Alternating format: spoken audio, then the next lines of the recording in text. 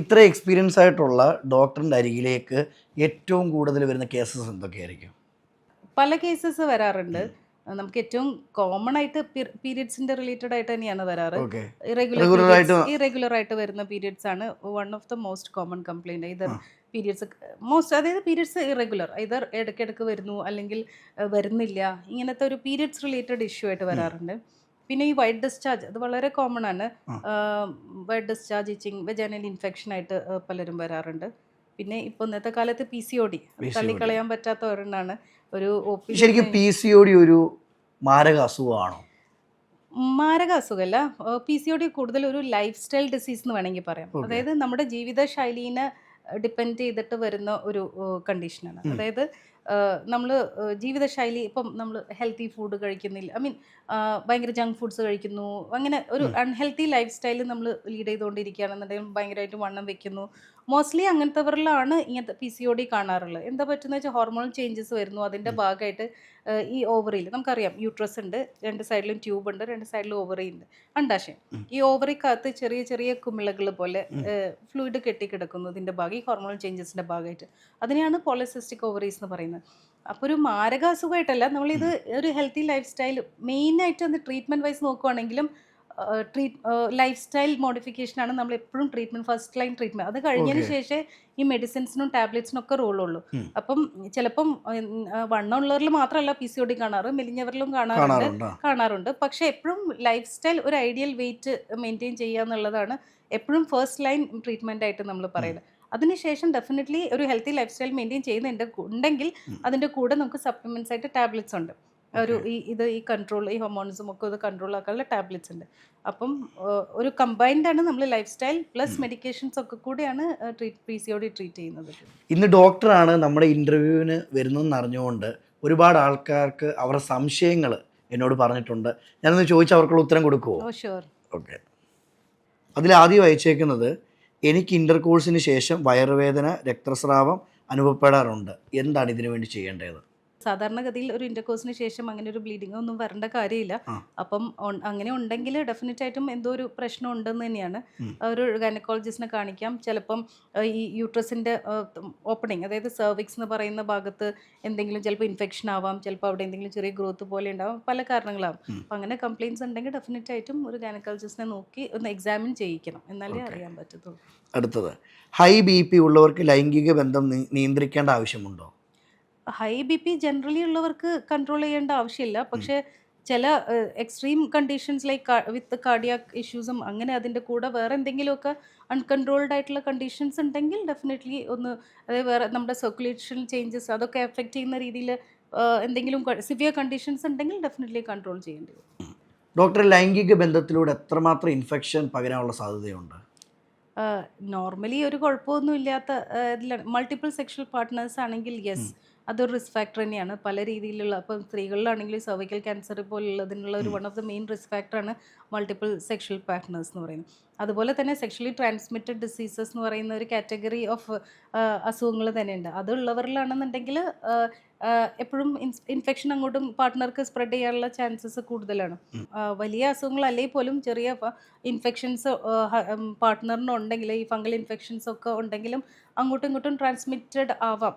അപ്പം എപ്പോഴും അങ്ങനെ ഇൻഫെക്ഷൻസ് ഉള്ള ഒരു അതുകൊണ്ടാണ് എപ്പോഴും നമ്മളൊരു കോണ്ടംസ് യൂസ് ചെയ്യാൻ വേണ്ടിയിട്ട് അഡ്വൈസ് ചെയ്യുന്നത്. എത്രമാത്രം ഇതുണ്ട്? അല്ല, കോണ്ടം സെക്ഷലി ട്രാൻസ്മിറ്റഡ് ഡിസീസസിന് വളരെ പ്രിവെൻറ്റീവ് ഭയങ്കര റിസൾട്ട് ഉള്ളതാണ്. ബിക്കോസ് ഡയറക്റ്റ് കോൺടാക്റ്റിനേക്കാളും എപ്പോഴും ഒരു കോണ്ടം യൂസ് ചെയ്ത് കഴിഞ്ഞാൽ ഈ സെക്ഷലി ട്രാൻസ്മിറ്റഡ് ഡിസീസസ് നമുക്ക് പ്രിവെൻറ്റ് ചെയ്യാൻ പറ്റും.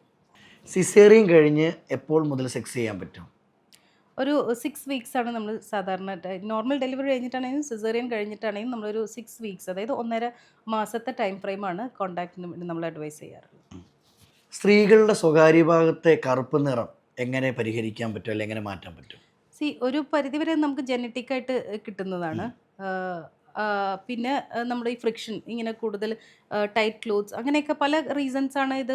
പിന്നെ ഇൻഫെക്ഷൻസ് കാരണമൊക്കെ ഇങ്ങനെ ഒരു ഡാർക്ക് ടോണ് വരാം. അങ്ങനെയുള്ളവരിലാണെങ്കിൽ ഇൻഫെക്ഷൻസ് ഉള്ളവരാണെങ്കിൽ അത് ട്രീറ്റ് ചെയ്യാം.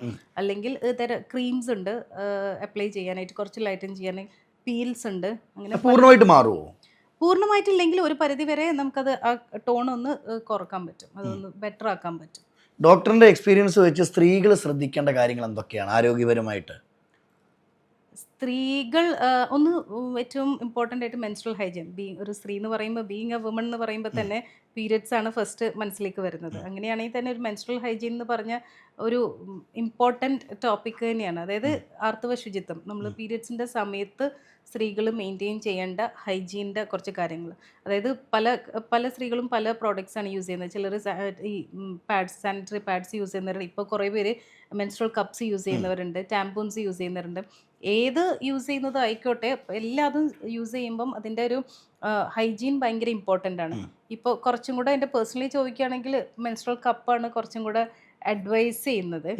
ബിക്കോസ് മെൻസ്ട്രൽ കപ്പ് എന്ന് പറയുന്നത് ഭയങ്കര ഒരു സിലിക്കോൺ കൊണ്ട് ഉണ്ടാക്കുന്നതാണ്. ഭയങ്കര ഇക്കണോമിക്കലാണ്. പാഡാകുമ്പോൾ നമുക്കറിയാം ഒരു കുറേ പാഡ്സ് യൂസ് ചെയ്യേണ്ടി വരും. പാഡ് കൂടുതൽ സമയം വെച്ച് കഴിഞ്ഞാൽ അവിടെ മോയ്സ്റ്റൊക്കെ ഉണ്ടായത് ഈർപ്പം കുറേ സമയം വരും, ഇൻഫെക്ഷൻ പെട്ടെന്ന് ഉണ്ടാവും. പാഡ് ഡിസ്പോസ് ചെയ്യണമെങ്കിൽ ബുദ്ധിമുട്ട്. ഇന്നത്തെ കാലത്താണെങ്കിൽ ഡിസ്പോസൽ എന്ന് പറയുന്നത് ഭയങ്കര ബുദ്ധിമുട്ടായിട്ടുള്ള കാര്യമാണ്. പാഡ് ഡിസ്പോസൽ ഭയങ്കര ബുദ്ധിമുട്ടാണ്. അങ്ങനെയൊക്കെ വെച്ച് നോക്കുമ്പം ഈ മെൻസ്ട്രൽ കപ്പ് ഭയങ്കര ഇക്കണോമിക്കലാണ്. ഒരു ഇത് വെച്ച് കഴിഞ്ഞാൽ നമുക്ക് കുറേ വർഷങ്ങളോളം ഉപയോഗിക്കാൻ പറ്റും ഒരു കപ്പ് തന്നെ.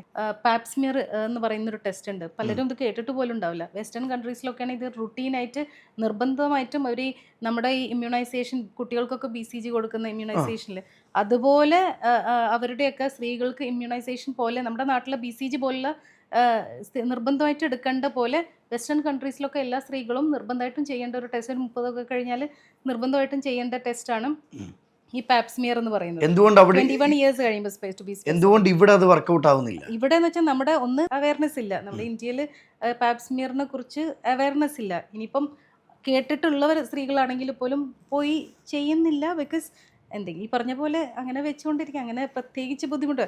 ഇനി പാപ്സ്മിയറിനെ കുറിച്ച് പറയുമ്പോൾ, പാപ്സ്മിയർ എന്ന് പറഞ്ഞു കഴിഞ്ഞാൽ സെർവൈക്കൽ ക്യാൻസർ, അതായത് സ്ത്രീകളിൽ കണ്ടുവരുന്ന one of the most common ക്യാൻസറാണ് ഈ സെർവൈക്കൽ ക്യാൻസർ. സെർവിക്സ് എന്ന് പറഞ്ഞു കഴിഞ്ഞാൽ യൂട്രസിൻ്റെ ഈ ഓപ്പണിങ് ആ ഭാഗത്തിനെയാണ് നമ്മൾ സെർവിക്സ് എന്ന് പറയുന്നത്. അതിന് വരുന്ന ക്യാൻസറിനെയാണ് സെർവിക്കൽ ക്യാൻസർ എന്ന് പറയുന്നത്. അത് ഉണ്ടാവാൻ സാധ്യത ഉണ്ടോ എന്നറിയാനുള്ള ഒരു സ്ക്രീനിങ് ടെസ്റ്റാണ് ഈ പാപ്സ്മിയർ എന്ന് പറയുന്നത്. എന്ന് വെച്ചാൽ ഈ വളരെ സിമ്പിളായിട്ട് ഒരു ഗൈനക്കോളജിസ്റ്റിൻ്റെ OPയിൽ ചെന്ന് കഴിഞ്ഞാൽ ഒരു ലെസ് ദാൻ ഒരു മിനിറ്റിൽ താഴെ എടുക്കുകയുള്ളൂ. നമ്മൾ കിടത്തി എക്സാം ചെയ്യുന്ന കൂട്ടത്തിൽ തന്നെ ഒരു ചെറിയൊരു സ്റ്റിക്ക് പോലെയുള്ള ഒരു ടെസ്റ്റ് ഉണ്ട്. അത് വെച്ചിട്ട് അവിടുന്ന് ജസ്റ്റ് ഇങ്ങനെ സ്ക്രേപ്പ് ചെയ്തിട്ട് അവിടുത്തെ ആ ടച്ച് ചെയ്തിട്ട് അതിൻ്റെ സെൽസ് എടുത്ത് നമ്മൾ ടെസ്റ്റിന് അയക്കുന്നു. അതിൻ്റെ റിപ്പോർട്ട് കിട്ടിക്കഴിഞ്ഞാൽ വളരെ സിമ്പിൾ, അതായത് ഞാൻ പറയും ലെസ് ദാൻ 1 മിനിറ്റ് എടുക്കുള്ളൂ. അത്രയും സിമ്പിൾ ആയിട്ടുള്ള ഒരു ടെസ്റ്റ്. അത് അത്ര എക്സ്പെൻസീവ് പോലും അല്ല.